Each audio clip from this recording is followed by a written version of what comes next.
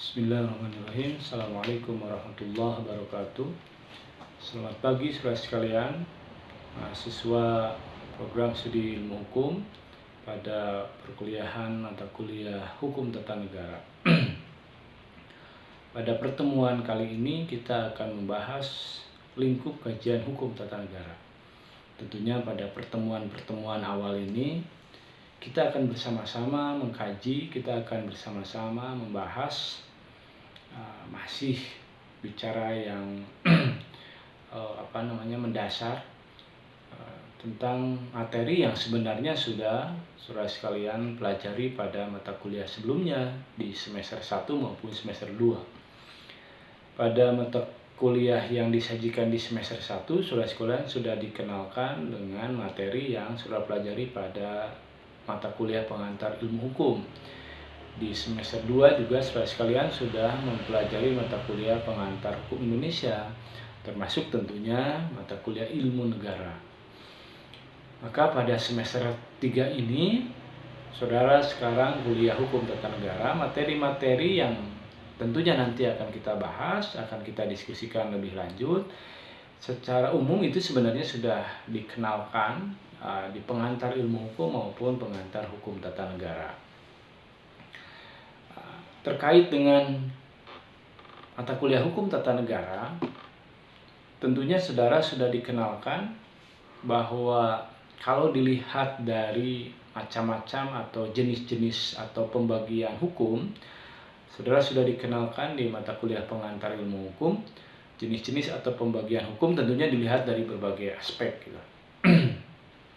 Saudara sudah pernah dikenalkan pembagian hukum dilihat dari bentuknya. Saudara mengenal ada written law and unwritten law. Ada hukum tertulis dan hukum yang tidak tertulis. Nah, itu bentuknya itu hukum tertulis dan hukum tidak tertulis. Saudara sudah dikenalkan ada pembagian hukum dilihat dari atau menurut waktu berlakunya. Hukum dilihat atau menurut waktu berlakunya ini saudara sudah mengenal ada ius constitutum dan ada ius constituendum. Ius constitutum yang maksud adalah hukum positif, hukum yang berlaku pada waktu dan tempat tertentu. Kemudian ada ius constituendum, hukum yang dicita-citakan, hukum yang diharapkan suatu saat akan berlaku. Ini tentunya untuk menunjukkan bagaimana suatu negara itu yang pertama tentunya memiliki hukum positif, ius constitutum, sehingga terlihat sekali bagaimana saudara mempelajari lahirnya hukum di Indonesia misalnya, dalam proses pembentukan negara, dalam proses proklamasi. Maka the founding fathers, para pendiri negara kita, selain menyiapkan hal-hal yang secara teknis terkait dengan pendirian negara, the founding fathers juga tentunya menyiapkan hukum yang akan diberlakukan di negara, gitu. Itulah ius constitutum, hukum positif. Nah, selain itu ada ius constituendum, hukum yang dicita-citakan, hukum yang diharapkan suatu saat akan berlaku. Nah, ini untuk menunjukkan bahwa hukum itu tidak selamanya, hukum itu tidak abadi, hukum itu tidak statis. Tapi hukum itu ya dinamis, terjadi perubahan, elastis gitu. Karena tentunya ketika hukum itu sudah tidak sesuai dengan tuntutan, dengan waktu, maka tentunya tidak menutup kemungkinan dilakukan perubahan. Tapi yang pasti yang namanya ius constituendum, yang namanya hukum yang dicita-citakan, hukum yang diharapkan tentunya harus yang lebih baik daripada hukum sebelumnya. Karena kita punya prinsip tentunya, bagaimana hukum yang berlaku itu tentunya harus lebih baik dari yang sebelumnya. Oke. Nah, selanjutnya dalam kaitan hukum tata negara, kita juga sudah dikenalkan pembagian atau jenis-jenis hukum menurut isinya. Nah, ini. Hukum menurut isinya itu ada hukum privat, ada hukum publik. Hukum privat tentunya sesuai dengan namanya, hukum yang mengatur hubungan antara pribadi dengan pribadi, antara individu dengan individu. Dalam literatur lain dijelaskan bahwa hukum privat ini adalah hukum yang mengatur hubungan antara individu dengan individu tanpa ada keterlibatan aktif dari negara. Walaupun tidak menutup kemungkinan nanti akan ada keterlibatan dari negara, tapi sifatnya tadi pasif. Maka disebutkanlah hukum privat itu adalah hukum yang mengatur hubungan antara pribadi dengan pribadi, antara individu dengan individu, tanpa keterlibatan aktif dari negara. Yang termasuk dalam hukum privat ini tentunya adalah hukum perdata. Yang hari ini juga, yang semester 3 ini, saudara sekalian pelajari mata kuliah hukum perdata itu. Kemudian yang kedua ada hukum publik. Sesuai dengan namanya, hukum publik itu hukum yang mengatur hubungan individu dengan individu lain, tapi di situ ada keterlibatan negara, keterlibatan aktif dari negara. Beda tadi, dalam hukum privat hubungan antara pribadi dengan pribadi, individu dengan individu, tapi tanpa ada keterlibatan aktif dari negara. Nah, dalam hukum publik ini ada keterlibatan aktif negara. Yang termasuk dalam hukum publik ini adalah hukum pidana. Semester 3 ini juga saudara sekalian kuliah hukum pidana. Kemudian yang kita pelajari hari ini hukum tata negara. Hukum tata negara jelas, kita nanti akan mengkaji, membahas lebih jauh bagaimana hubungan antara negara dengan warga negara. Oleh karena itu maka tentunya di situ akan ada keterlibatan aktif dari negara. Kita akan mengkaji bagaimana hak dan kewajiban warga negara di hadapan negara. Selain itu juga dalam hukum publik kita mengenal yang disebut dengan hukum administrasi negara. Yang hari ini juga sama. Saudara sekalian, di semester 3 ini mendapatkan mata kuliah hukum administrasi negara ini. Nah, saudara sekalian, lebih lanjut kita tentunya harus mengenal istilah hukum tata negara. Walaupun saya yakin, tadi saya di awal sudah menyampaikan, di semester 2 saudara sudah dikenalkan istilah hukum tata negara. Di masyarakat umum juga sudah tidak asing dengan istilah hukum tata negara. Tapi saya ingin menguraikan di sini lebih jauh istilah hukum tata negara, baik yang ada di Indonesia maupun istilah hukum tata negara yang kita lihat di beberapa negara. Yang pertama di Indonesia, kita mengenal dalam literatur mata kuliah, proses perkuliahan di Indonesia, kita mengenal istilah hukum tata negara itu dengan yang pertama sebutannya hukum tata negara. Itu biasa. Tapi di dalam literatur yang lain juga kita mengenal yang disamakan dengan hukum tata negara ini, kita mengenal istilah hukum negara. Oleh karena itu, saudara sekalian, kalau kita melihat istilah yang berkembang, istilah hukum tata negara dan hukum negara, ini sebenarnya melihat pada istilah-istilah yang muncul. Yang pertama, kita bisa lihat istilah hukum tata negara dari bahasa Belanda. Dalam bahasa Belanda, istilah hukum tata negara ini dikenal dengan istilah Staatsrecht. Kalau diterjemahkan, diartikan secara arti kata dalam bahasa Indonesia, stat, itu tentunya negara. Dulu sudah di ilmu negara di semester 2, saya sudah mengenalkan istilah negara dari berbagai bahasa. Salah satunya dari bahasa Belanda. Istilah negara itu adalah staats. Bahasa Inggrisnya state. Kembali, jadi dalam bahasa Belanda kita mengenal istilah hukum tata negara itu dengan sebutan Staatsrecht, yang kalau diterjemahkan dalam bahasa Indonesia artinya adalah hukum negara, atau ya, sebenarnya dibalikan, stat itu negara, recht itu hukum, jadi hukum negara. Berkembanglah tadi di Indonesia kita mengenal istilah hukum negara, atau ya tadi dikenal disamakan juga Staatsrecht ini dengan hukum tata negara.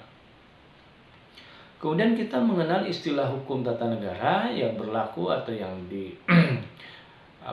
diistilahkan dalam bahasa Inggris. Kita mengenal istilah constitutional law. Lagi-lagi kalau kita terjemahkan, kita artikan dalam bahasa Indonesia, constitutional law itu adalah konstitusional, tentunya konstitusi, law itu hukum. Jadi kalau diterjemahkan dalam bahasa Indonesia, constitutional law itu adalah hukum konstitusi. Yang sebenarnya dalam literatur hukum atau proses perkuliahan kita mengenal istilah atau mata kuliah hukum konstitusi. Sementara di kita kan dibedakan, ada mata kuliah hukum tata negara, ada mata kuliah hukum konstitusi. Tapi yang dimaksud dengan constitutional law dalam bahasa Inggris itu maksudnya adalah hukum tata negara. Kalau di kita, di kurikulum kita dibedakan antara mata kuliah hukum tata negara dengan mata kuliah hukum konstitusi. Lagi-lagi saya tegaskan, di Inggris itu constitutional law, istilah constitutional law yang dimaksud adalah hukum tata negara, walaupun kalau diterjemahkan dalam bahasa Indonesia tadi hukum konstitusi. Hal ini tentunya menunjukkan bahwa ketika saudara sekalian hari ini kuliah hukum tata negara, maka akan sangat identik sekali dengan konstitusi. Makanya di Inggris itu dikenal dengan istilah constitutional law. Sama dengan di Prancis. Di Prancis itu dikenal dengan istilah droit constitutional. Konstitusi, hukum konstitusi. Tapi yang dimaksud adalah tadi hukum tata negara. Saya tegaskan lagi. Ini menunjukkan bahwa ketika hari ini saudara sekalian kuliah hukum tata negara, kita semua mengkaji hukum tata negara, maka tentunya jangan lepas dengan konstitusi. Undang-Undang Dasar Negara Indonesia tahun 1945 sebagai konstitusi negara.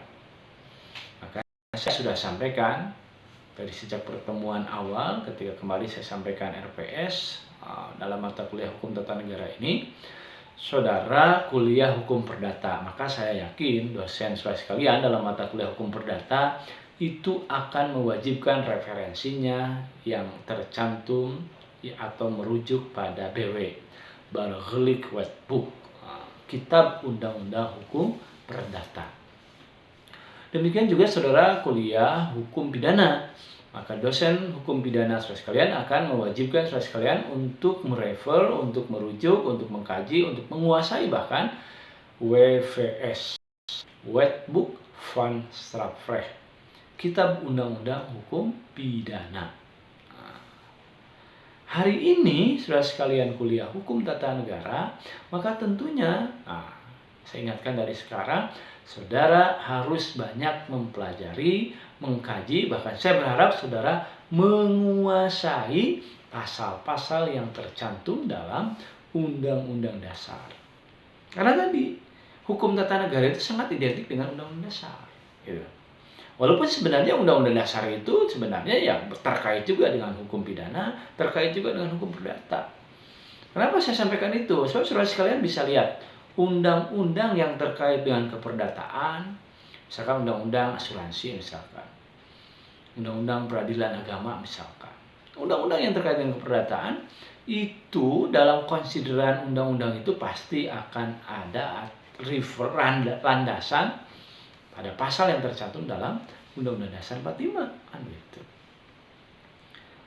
Demikian juga saudara lihat undang-undang yang terkait dengan kepidanaan, undang-undang kekerasan dalam rumah tangga misalkan, undang-undang pemberantasan tindak pidana korupsi misalkan.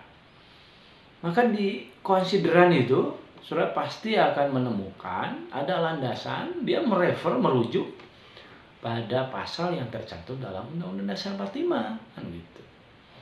Nah, oleh karena itu inilah yang menunjukkan bahwa Undang-Undang Dasar itu kalau saudara lihat dalam hierarki peraturan perundang-undangan, dulu saudara sudah dikenalkan teori piramid, teori hierarki peraturan perundang-undangan. Maka Undang-Undang Dasar 45 itu posisinya paling atas kan gitu. Menjadi sumber, menjadi rujukan peraturan perundang-undangan yang ada di bawahnya.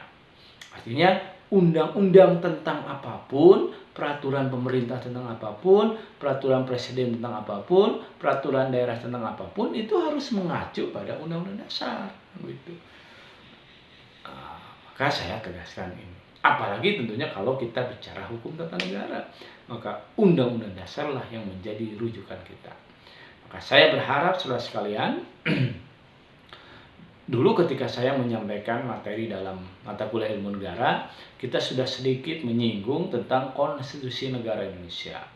Tentunya dari mulai pembentukan Undang-Undang Dasar 45, menyiapkan naskah Undang-Undang Dasar 45 oleh the Founding Fathers, para pendiri negara kita, dibahas di BPUPKI, sampai pada akhirnya ditetapkan tanggal 18 Agustus 45. Kita sudah membahas periodisasi Konstitusi Negara Indonesia, dari mulai Undang-Undang Dasar 45 yang pertama ditetapkan tanggal 18 Agustus tahun 45 tentunya, kemudian diganti dengan Konstitusi RIS Republik Indonesia Serikat tahun 1949, kemudian diganti dengan Undang-Undang Dasar Sementara tahun 1950, sampai akhirnya kembali ke Undang-Undang Dasar 45 tahun 1959, dan terakhir tentunya sampai terjadilah amandemen Undang-Undang Dasar 45 tahun 99, 2000, 2001, 2002.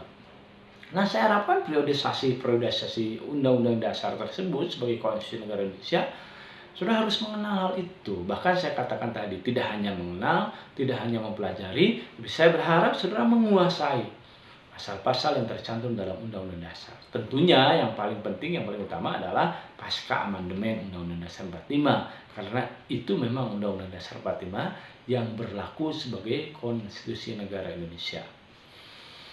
Nah, oke. Yang selanjutnya, saudara sekalian, istilah hukum tata negara, istilah hukum negara, istilah Staatsrecht, istilah constitutional law, itu sebenarnya mengandung dua arti. Jadi mata kuliah hukum tata negara yang kita pelajari hari ini, di dalamnya akan membahas dua hal.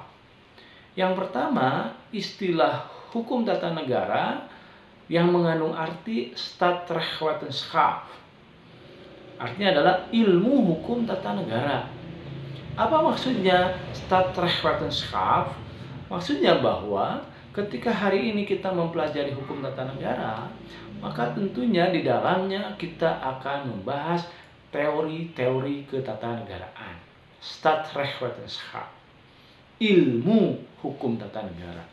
Maka di dalamnya adalah membahas teori-teori yang terkait dengan hukum tata negara. Kita nanti akan bahas teori trias politika, misalkan. Kita nanti akan membahas distribution of power, kita nanti akan membahas separation of power, kita nanti akan membahas teori tentang demokrasi, kita nanti akan membahas teori tentang perwakilan, dan seterusnya. Teori-teori ketatanegaraan kita nanti akan bahas, akan kaji dalam mata kuliah ini. Selain kita mengkaji teori dalam mata kuliah ini, maka yang kedua, dalam hukum tata negara ini kita bahas positif Staatsrecht. Artinya adalah hukum tata negara positif.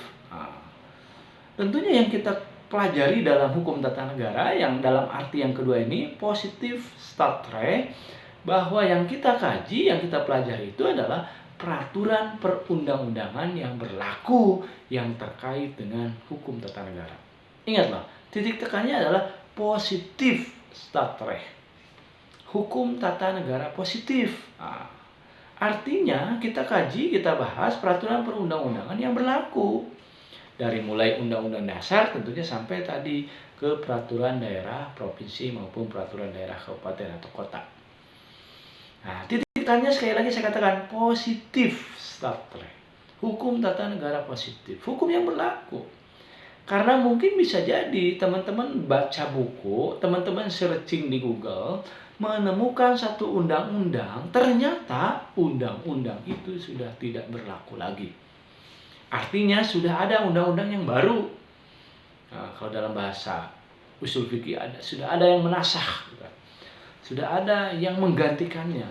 Nah, kalau sudah ada undang-undang yang baru, maka undang-undang yang lama ini tidak berlaku lagi. Karena kita sudah dikenalkan dalam prinsip peraturan perundang-undangan, kalau ada peraturan perundang-undangan yang baru, maka peraturan perundang-undangan yang lama jadi tidak berlaku. Nah, ini harus hati-hati. Saya sering menyampaikan kepada mahasiswa, karena tentunya banyak yang terjadi ketika mahasiswa menyusun makalah, apalagi nanti teman-teman nanti di semester 7, semester 8 akan menyusun skripsi. Mahasiswa hukum menulis makalah, menulis skripsi, ya tentunya akan menulis, akan menguraikan, akan membahas peraturan perundang-undangan. Nah, Di sini saya harus menyampaikan kepada saudara sekalian, saudara harus hati-hati dengan peraturan perundang-undangan tersebut. Jangan sampai saudara menguraikan peraturan perundang-undangan, tapi peraturan perundang-undangannya tidak berlaku. Oleh karena itu ya sekarang saudara sekalian harus rajin-rajinlah searching. Kira-kira nanti kita bahas misalkan tentang partai politik, maka cari undang-undang partai politik yang hari ini berlaku. Saudara nanti akan membahas tentang pemilihan umum, maka cari peraturan perundang-undangan yang berlaku tentang pemilihan umum. Kita nanti akan bahas tentang pemerintahan daerah, kita nanti akan bahas tentang lembaga-lembaga negara, kita nanti akan membahas Mahkamah Konstitusi, kita nanti akan membahas Mahkamah Agung, Komisi Yudisial, dan lain sebagainya. Maka ingat, refernya, landasannya, rujukannya peraturan perundang-undangan yang berlaku. Itulah yang dimaksud dengan positive stadrecht. Nah, saudara sekalian, selama 1 semester ke depan, kita akan membahas itu. 2 hal ini, Staatsrechtswetenschap, ilmu hukum tata negara, maka diharapkan saudara sekalian mengkaji teori-teori yang terkait dengan ketatanegaraan. Dari asalnya tidak tahu teori-teori ketatanegaraan, maka diharapkan ketika hari ini saudara sekalian kuliah hukum tata negara, saudara akan mendapatkan teori-teori tentang ketatanegaraan.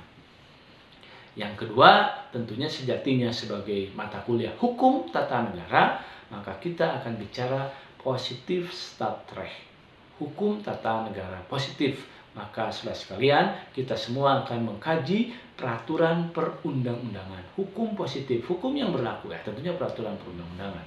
Maka saya tegaskan tadi, dari mulai undang-undang dasar sampai peraturan perundang-undangan, di bawahnya peraturan daerah, kita akan kaji, kita akan pelajari dalam mata kuliah ini. Nah, inilah saudara sekalian yang bisa saya sampaikan pada kesempatan kali ini. Insyaallah nanti kita akan lebih jauh berbicara tentang materi-materi, tentunya sesuai dengan RPS yang sudah saya sampaikan. Untuk sementara itu saja yang saya sampaikan.